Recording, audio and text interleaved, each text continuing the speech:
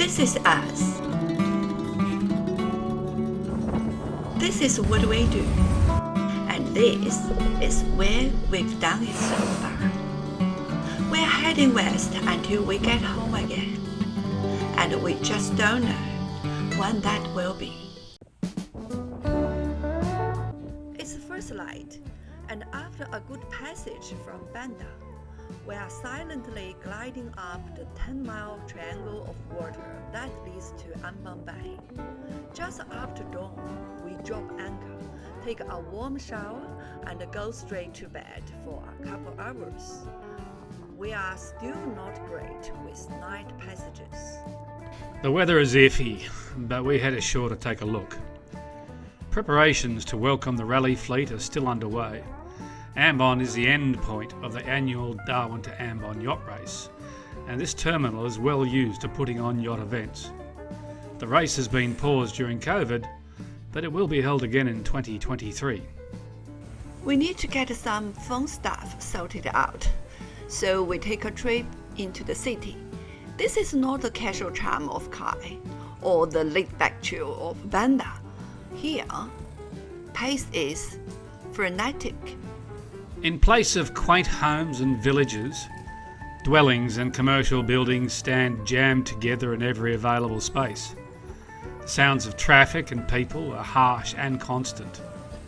Well, it had to be, of course. There must be cities to support so large a population and to provide logistics hubs, but still it is jarring for us. Our view of an idyllic Indonesian paradise is taking a hit. Although we didn't find a lot to make us want to stay around and explore in Ambon. It is a very good destination to get the things that cruisers need: food and other supplies, diesel, and some really nice restaurants. The hotel on the waterfront across from the anchorage was also a welcome refuge to have a beer and chat with other cruisers. Like everywhere else in Indonesia, there was no faulting the hospitality and helpfulness of everyone that we met. The highlight was the official reception and gala dinner for the rally. Ambon is a UNESCO City of Music, the only one in Indonesia with this title. Music is a part of the pulse of Ambon, and the Ambonese sing naturally and joyfully in their daily lives. It really is something to experience when a whole city lays out a welcome like the one we received in Ambon. We were transported to the mayor's mansion, and there we were received by the mayor and his lady wife, and presented with traditional scarves and gifts.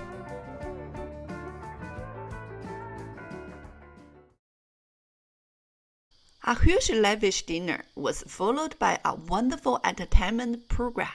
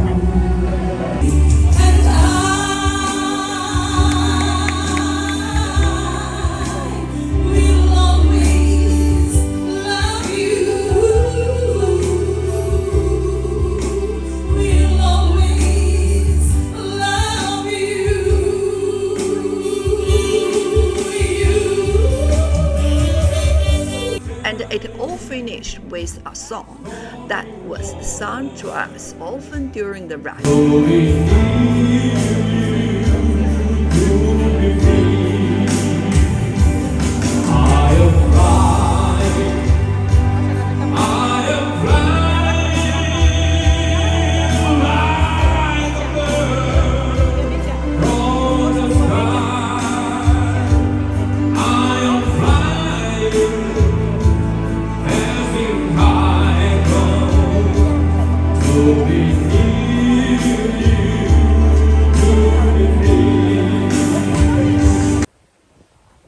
We left Ambon a couple of days early to head to the next stop, the village of Tifu on the island of the Buru.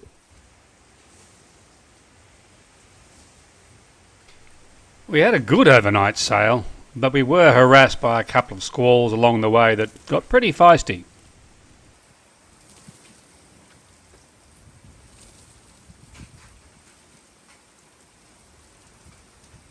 As the sun started to rise, we got our first sign of Buru. With the unstable weather, the clouds over the mountains made the island look mysterious and a little forbidding.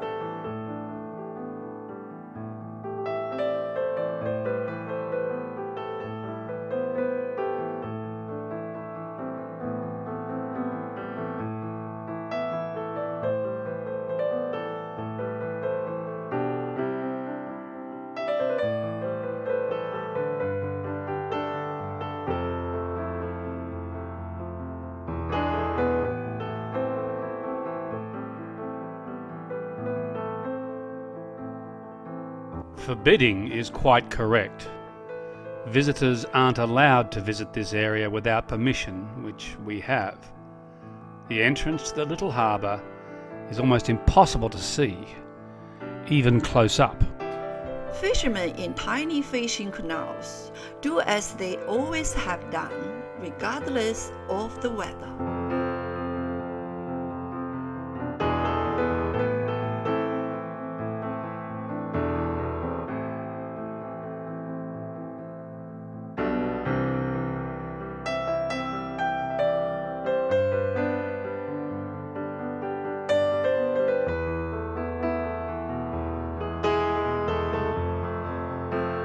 The view inside the harbour is stunning. The small village of 300 is snuggled onto a patch of flat land and cradled all around by the coastal hills.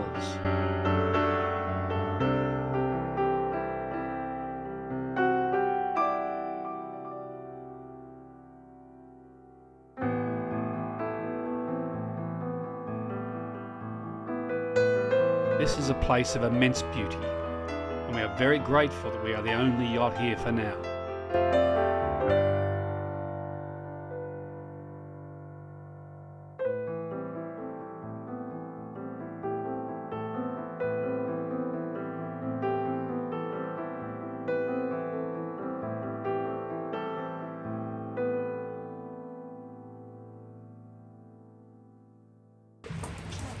Even though it is pouring with rain, we have an instant welcoming committee of local children. These kids are supremely confident in the water, and over the coming days, they were constantly on it and in it. They really appreciate our gift of a crab pot and shoot away with their loot. We want to check out the village. We've come here early so that we can see what a rally destination looks like before all the structures and bunting are up, and before the tourist authority bigwigs get in. It's pretty noticeable that there is a heavy-duty statue with religious overtones dominating the waterfront at the head of the mole. The statue is of a missionary who brought Protestantism to these parts. He was so successful that this village is 100% Protestant Christian. The greeting party of some local children are joined by a local gentleman with good English who gave us a wonderful tour of the village. It's a long tour, but we've added the music of Ambon. We hope that you like it.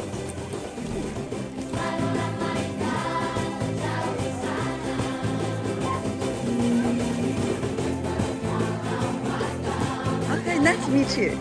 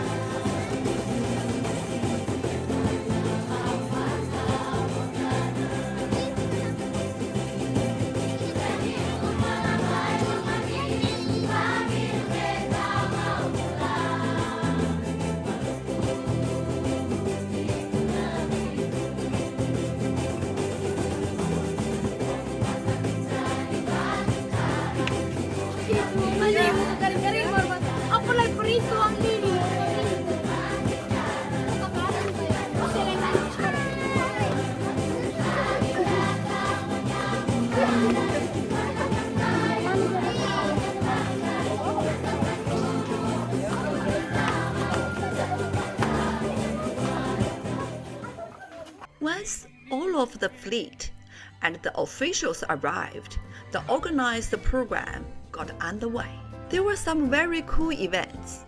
The first was a fishing competition that was taken very seriously by the fishermen, who went out to sea early in the morning in their small canals. Around lunchtime, they were back.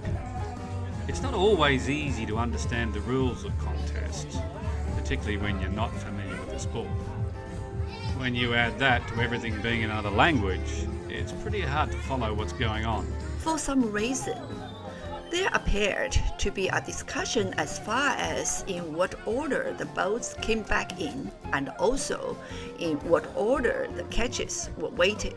It all got sorted out and the weighing started. I don't know if there was any kind of species or size limits. It seems the only rules, apart from who comes to the weighing station first, were that you leave at this time, you come back at this time, and we see how much your total catch weighs. Simple and neat.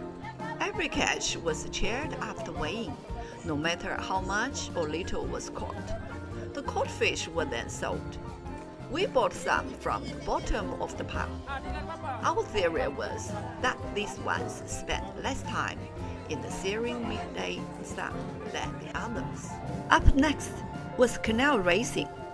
There was a serious event, and the support crews were tense. Crews readied themselves for the start of the mixed doubles event.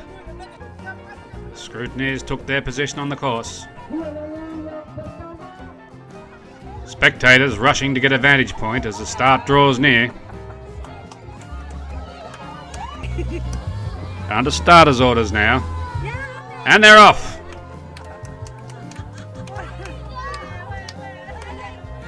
Somewhere. Sprinting now for the turn, the runners have sorted themselves out and are paddling hard. Up at the turn now, and this one is close.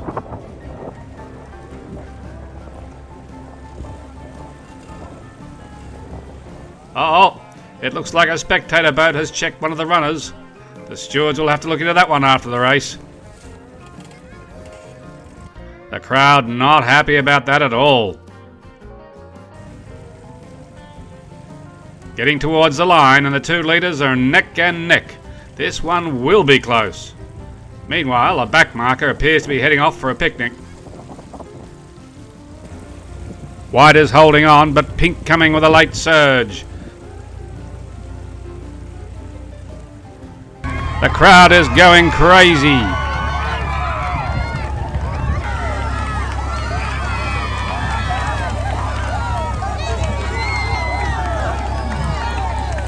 "50 metres to go and there's nothing in it. They hit the line and it's White by half a length. Just too good for the valiant Pink today."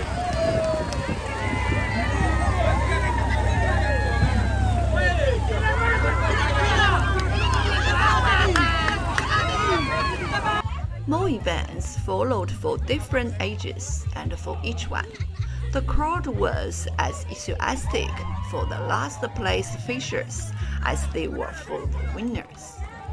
In one event, one of the younger rally participants, Xavier, joined in and gave it his all. Maybe his steering needed some work though. We are so pleased that we have come to Tifu. As we watched the villagers enjoying themselves in their tiny paradise, we wonder what else is needed in life. Are these the thoughts that led solo circumnavigator Bernard Moitessier's epiphany in 1969 to abandon the Golden Globe mid-Atlantic and sail for Tahiti? Are we feeling what Paul Gauguin felt that caused him to abandon his family, also for Tahiti, to paint the best work of his life? No, we love this place, and we love the way that the people live. But we are vagabonds. There is sand on our feet and a horizon in our eyes, and we just have to see what is over it.